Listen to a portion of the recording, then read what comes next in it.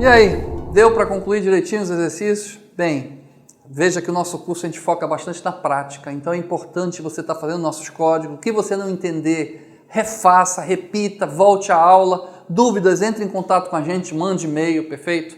Mas codificar é isso, programar é isso aí. É fazer os algoritmos, colocar em linguagem de programação, rodar, testar, ver onde está o erro, fazer as correções, é isso aí. Então você está num processo contínuo de aprendizado. E cada vez mais eu estou te apresentando novos conceitos. Então é importante que tudo que for sendo apresentado para você, você vá absorvendo para você ir melhorando a sua programação, para você ir adicionando novos recursos, novas ferramentas no ato de programar. Uma coisa muito bacana e eu estou feliz de você estar acompanhando a gente até agora. Perfeito? Então está faltando mais uma videoaula para a gente encerrar essa unidade 3. Você deve estar um pouco cansado, já fez muito código comigo, é verdade? Mas enfim, está faltando só mais uma videoaula para a gente encerrar essa unidade 3, que é o assunto seleção de múltipla escolha. Então você nunca teve a situação de você estar no supermercado e estar passando, o operador do caixa está passando os produtos, lendo o código de barra, pam, pam, pam, e o valor ia aparecendo na máquina? Bem, aí você imagina, vem cá, como é que esse programa funciona? Como é que é? É um conjunto de if, else alinhados? Não, nesse caso não. Na verdade, cada produto que você compra e passa lá na máquina registradora tem um código. Aquele código está associado a um valor daquele produto e a descrição daquele produto. E como é que é feita essa identificação? Na hora, cada produto tem o seu código de barra, tem um leitor de código de barra, aquele leitor de código de barra, ele entra numa estrutura que é essa estrutura agora que eu vou mostrar para você de múltipla escolha. Caso aquele código seja igual ao valor informado, aquele produto é feijão. Caso o código informado seja 2, aquele produto é arroz. Caso o código informado seja 3, aquele produto é macarrão. E assim por diante, assim que ele faz. Então, em vez de você ter um conjunto de 6 senãos alinhados que ia ficar insuportável de você dar suporte, de você manter e de você entender, a gente usa essa estrutura, no caso, essa estrutura escolha caso, que é a estrutura que eu vou te apresentar melhor agora, perfeito? Então, como é que é a sintaxe? É uma sintaxe bem simples, bem fácil de usar. E quais situações muito particulares a gente deve usar? Vou lhe mostrar o código agora e a gente vai detalhar o funcionamento desse fluxo de execução que a gente tem. Vem comigo, vamos dar uma olhada. Então, bem, olha só um exemplo aqui que eu mostro. Digamos que eu leia um valor real qualquer e leio o tipo de moeda. Imagina o seguinte, que eu estou numa casa de câmbio. Então eu quero pegar R$300 e eu quero transformar esses R$300, digamos, em dólar. Aí eu escolho o tipo de moeda 2. Então, como é que seria? Escolha tipo de moeda. Qual moeda eu escolhi? 2. Caso moeda igual a 1, é igual a 1? Não. Caso moeda igual a 2? Sim, é igual a 2. Então, eu escrevo, valor convertido em dólar vai ser 300 dividido por 4. Aí, no caso, nós teríamos 75 dólares. Perfeito? Então, a estrutura do método escolha é assim. Escolha a variável que você quer escolher e caso você compara valor por valor. É assim que os caixas de supermercado funcionam, perfeito?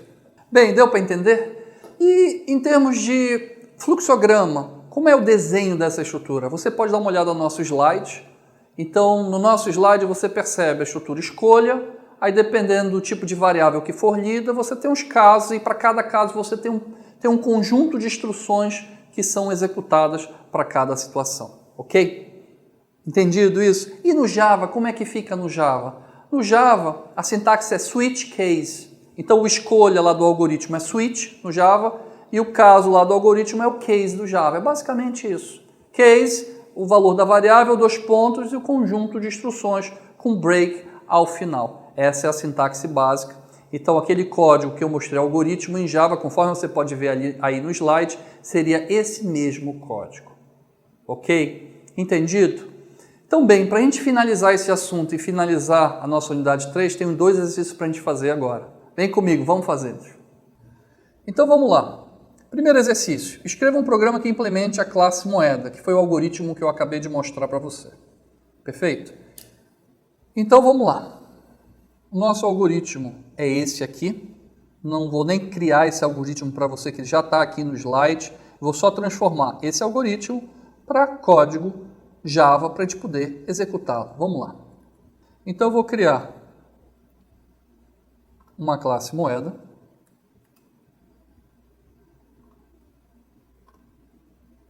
Perfeito? E aí eu vou fazer essa leitura do valor em formato, do valor real e do tipo de moeda, tá? Então, vou criar aqui um valor double, perfeito?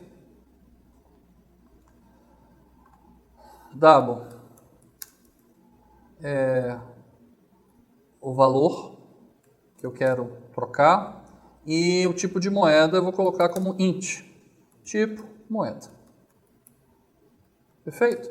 E aí eu vou fazer a leitura do valor e vou fazer a leitura do tipo de moeda, ok? Então vamos ler aqui, aproveitar o código que a gente já fez no nosso exercício anterior. O valor vai ser um double,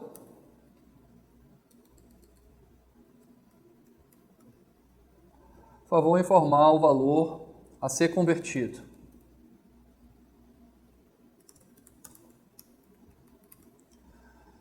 E o tipo de moeda, tipo moeda, vai ser a mesma coisa, só que vai ser um inteiro. Por favor, informar o tipo de moeda.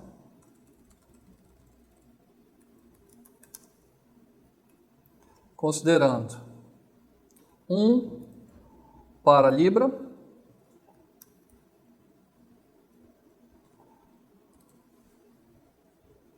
2 para dólar, 3 para euro. Qualquer outro que não seja entre esses três números, ele vai dar erro, perfeito? E aí, a sintaxe vai ser essa aqui.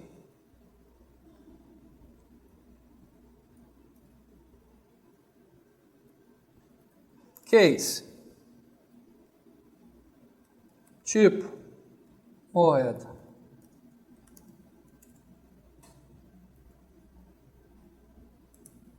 Foi igual a 1.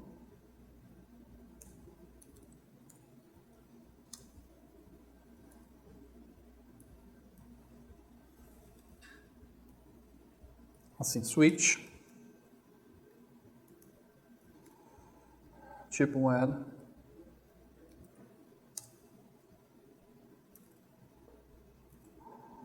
abre chave, fecha chave, case, case, 2 pontos.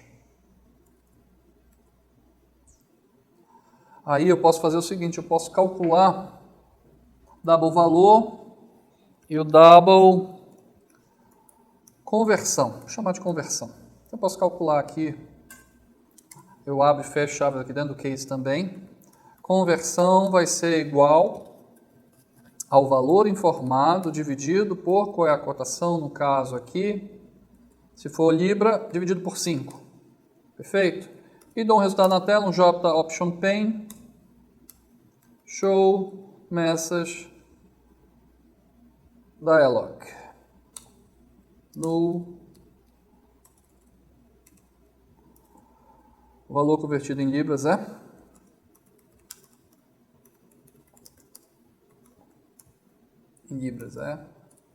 D espaço mais, em vez de conversão, valor convertido, melhor. Valor convertido. Valor convertido.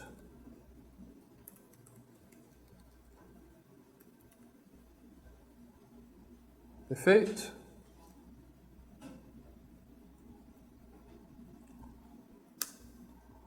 Valor convertido. Perfeito? Então, 1 é Libra, né? Libra. Vamos ver agora o 2. 2 e o 3. 2 é dólar. Dividido por 4. Convertido em dólar.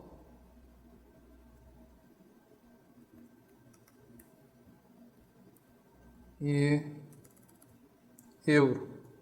Aí, claro, eu coloquei só esses três para mostrar para você como é que funciona. Você pode colocar N opções aqui, conforme a sua necessidade, ok? um código lá de uma máquina na caixa do supermercado, isso aqui vão ter N opções aí. Sei lá quantos 1000 cases da vida vão ter para cada produto. Valor convertido dividido por 4.4. Perfeito? Se nenhuma dessas... Ah, está faltando break aqui. Qual é a função do break? A função do break é o seguinte, ele entrou aqui, ele não precisa testar as outras condições.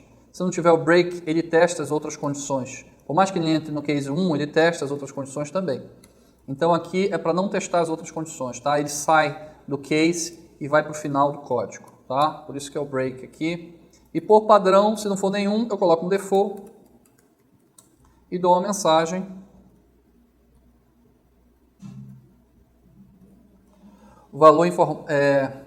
Valor, opção digitada incorreta.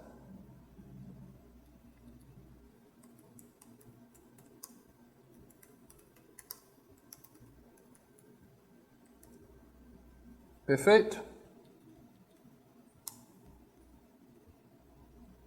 Vamos testar o nosso código? Vamos lá, vamos ver se funciona. Salvei. Vamos rodar. R$300, digamos que era R$300. Tipo de moeda. Quero transformar em dólar. Valor convertido em dólar é 75. Beleza, vamos testar agora. R$300. Eu quero libra. 60 libras. Perfeito. Agora eu quero R$300. Euro. 68,18 euros. Agora eu vou pegar um valor que não seja nenhum desses. 5. Opa, tá. 5. Opção digitada incorreta. Perfeito? Beleza, com isso nós concluímos o primeiro exercício. Está concluído. Vamos ao segundo agora para a gente fechar esse assunto e fechar a unidade 3. Escreva um programa que calcule o que deve ser pago por um produto, considerando a tabela abaixo. Código 1, à vista, recebe 10% de desconto. Código 2, recebe 5% de desconto. Código 3, 2 vezes sem juros. Código 4, 3 vezes sem juros. Vamos aproveitar o código feito anteriormente de moeda e eu vou usar aqui opções de pagamento. Vamos lá. Forma de pagamento. Vou criar um código aqui. Forma, pagamento. Não vou criar o algoritmo nesse caso porque o funcionamento dele é muito parecido com esse de moeda. Então eu vou aproveitar o código aqui, vou dar um Ctrl+C e um Ctrl+V aqui e fazer as adaptações necessárias. Aqui eu esqueci de criar o método main, basta você digitar main contra o espaço, tá? Que ele aparece aqui a opção da função principal. Então vamos fazer o seguinte, o valor, ele vai ter que ler o valor do produto, valor produto e valor final do produto. Dependendo da opção de como ele vai pagar isso aí, perfeito? E aqui, código, que vai ser o código de pagamento, perfeito? Então aqui vai ser valor do produto, favor informar o valor do produto. Valor informar o tipo de pagamento. Aí eu não vou colocar tudo porque ele é extenso, mas eu vou colocar a opção 1, opção 2. Não, vou fazer o seguinte, para ficar claro. Opção 1, 10% de desconto à vista. 2, 5% de desconto no cartão. Opção 3, minha opção 3, 2 vezes sem juros. Sem juros. Opção 4. 3 vezes com juros de 10%.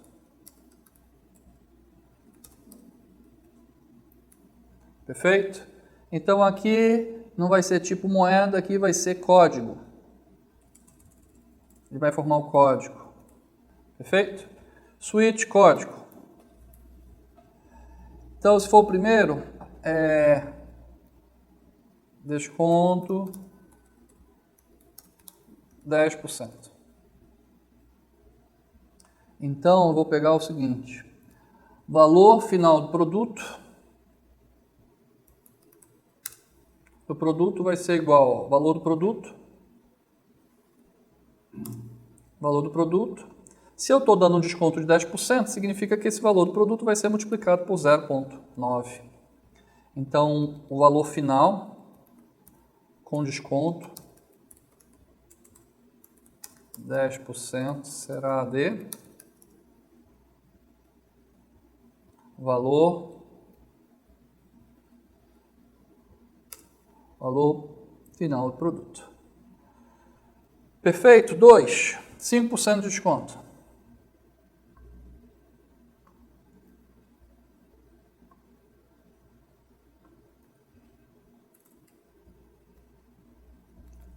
Aqui deixa eu apagar e aproveitar o código feito aqui em cima.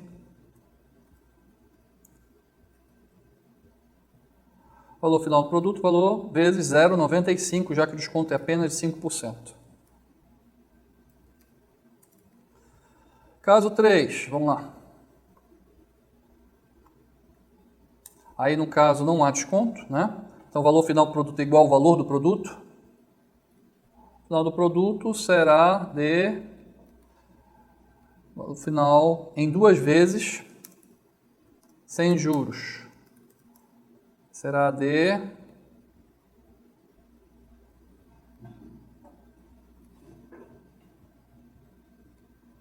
valor final do produto dividido por 2.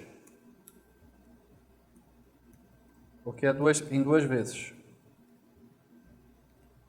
Não seria o valor final. Valor em 2 vezes sem juros será de. E o caso 4, aqui não é euro, aqui é 2 vezes sem juros. E o caso 4,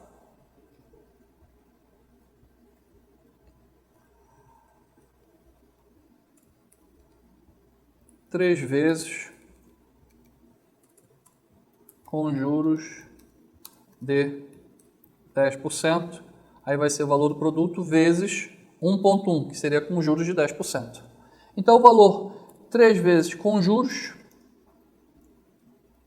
de 10% será de valor final do produto dividido por 3. Perfeito. E aí, se não for nenhuma dessas 4 opções, é porque ele digitou a opção incorreta. Perfeito. Deu para entender? A lógica é muito parecida com a lógica da moeda que foi feita. Vamos rodar o nosso código? Vamos lá. Diz o valor do produto, digamos R$1.000. À vista. O valor do produto com desconto será 900. Perfeito. Vamos testar agora a segunda opção. R$1.000. Com desconto de 5%. Beleza, será 950. Vamos testar a terceira opção. R$1.000. Terceira opção. 2 vezes de R$500, sem juros. Perfeito. E a terceira opção, R$1.000, 4, 3 vezes 366 e testar a última opção, que ele digite uma opção incorreta. R$1.000, opção 10. Opção digitada incorreta. E essa opção digitada incorreta, como eu mostrei no exercício anterior, a gente pode contornar isso aqui, né, obrigando ele a informar um valor correto. Como? A gente mostra a mensagem, pega o nome do meu código principal aqui, chamo esse método main e pronto. E aí ele não vai passar enquanto ele não digitar a opção correta. Então, valor do produto, se ele colocar 10, vai dar a opção digitada incorreta para ele informar novamente uma posição correta. Perfeito! Deu para entender aqui o nosso código? Espero que tenha ficado claro aqui a explicação desse assunto, que é de suma importância para a sua formação como um programador, desenvolvedor e, dentro em breve, um desenvolvedor de software de sucesso. Perfeito? Um grande abraço!